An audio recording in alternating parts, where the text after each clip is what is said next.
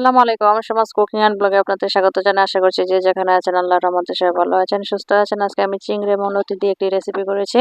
তো আমি যেভাবে করেছি সেটি আমি আপনাদের মাঝে শেয়ার করছি। আর এখানে একটি কড়াইয়ে পরিমাণ মতো করে তেল দিয়ে দিয়েছি। দিয়ে আমি পেঁয়াজ এবং রসুন হালকা একটু ভেজে নিচ্ছি এবং স্বাদ মতো লবণ দিয়ে দিয়েছি। দিয়ে আমি 1 চা চামচ পরিমাণ করে হলুদ, মরিচ এবং ধনিয়ার গুঁড়ো দিয়েছি। দিয়ে একটু মিশিয়ে নিয়েছি। নিয়ে আমি পানি দিয়ে একসাথে ভালোভাবে মশলাটা কষিয়ে নিব।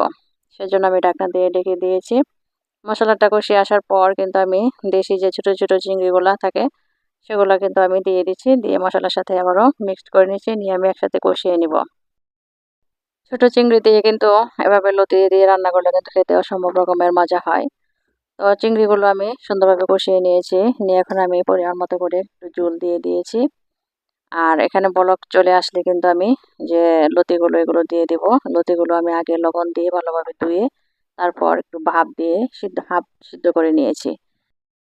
হাফ সিদ্ধ করে নেওয়ার পর কিন্তু লতির কালারটা একদম সবুজ সবুজ থাকে আর কিন্তু গলায় ধরে না। তো একসাথে আমি ভালোভাবে মিক্সড করে নিয়েছি। নিয়ে এখন আমি কিছুক্ষণ রান্না করে নিব। বেশি পানি লাগবে না, কারণ লতিগুলো আগেই হাফ সিদ্ধ হয়ে গেছে। আর এখন আমি কিছু কাঁচামরিচ ফালি কিন্তু দিয়ে দিয়েছিলাম, দেখাতে পারিনি। ঢাকনা দিয়ে ঢেকে দিয়েছি। আর এ পর্যায়ে কিন্তু তরকারিটা প্রায় হয়ে এসেছে। কালারটা কিন্তু অনেক সুন্দর এসেছে। আর লতিগুলো কিন্তু ভাপ দিয়ে নিলে এমনি কালারটাও সুন্দর আসে আর গলায় ধরে না আর কি।